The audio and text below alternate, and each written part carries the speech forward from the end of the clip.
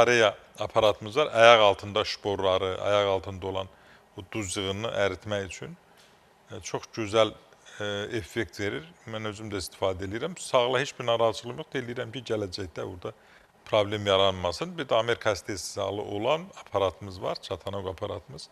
Bu da bütün fizyoterapevtik prosedurları özündə birləşdirir. Hər şeyi var. Varatniki var. Ondan sonra ultrases müalicəsi var, vakumu var. Yəni hər şey yerləşir. Bundan başqa da təbii ki, masaj aparatlarımız var. Həm əllə masaj, həm təbii ki, aparatlar vasitəsilə masaj. Masaj da çox qiymətli bir müalicə növüdür. Təbii orada da mütləq bilikli olmalıdır. Masajist bilikli olmalıdır. Nə olmaz. Ancaq mən hər zaman müraciət edən adamlara deyirəm, oturursan da, boş yerə niyə oturursan ki? Boş oturduğun yerdə əlini bir belilə, əlini baş barmağıyla ikinci barmağın arasındakı boşluğu bir masaj elə, öyle bir nöqtədir ki, sənə xoşbəxtlik verir. Qulağının yuxarı aşağı, ondan sonra alnında, burnunun ətrafında, barmaqlarınla masaj elə.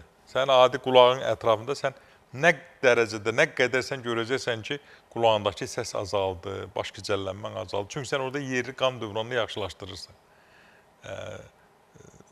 Və yaxud da ki, eyni şəkildə indi bilmirəm necə alınır. Yəni, istəyirəm göstərəm hamısını, ancaq sonradan da bir şey deyəcəklər. Yəni, bir mənalı şəkildə boş durduğunda ən azı barmaqların heç orada duzda, yaşlaşan adamda, müəyyən dövr keçirək, lap cavandır, hərəkət eləmirsə, orada həmin yığıntılar sənin oynaqlarında ağrılar əmələ gətirəcək, tuta bilməyəcəksən. Barmağını qatlayanda görəcəksən ki, çətin qatlanır və yaxud orada şaqqıltı eşidilir.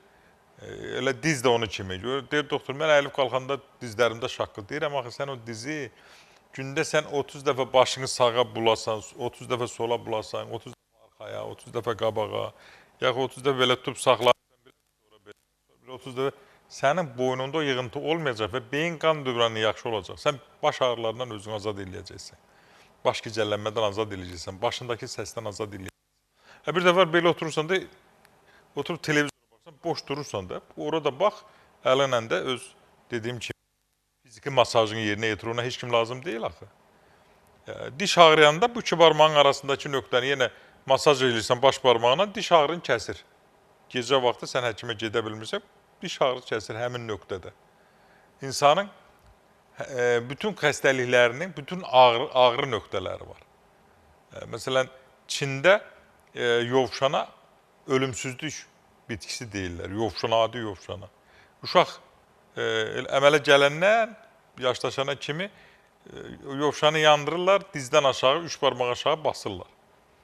Dizinə od basılan uşaq qorxarmı? Onu nədənsə çəkinərmi?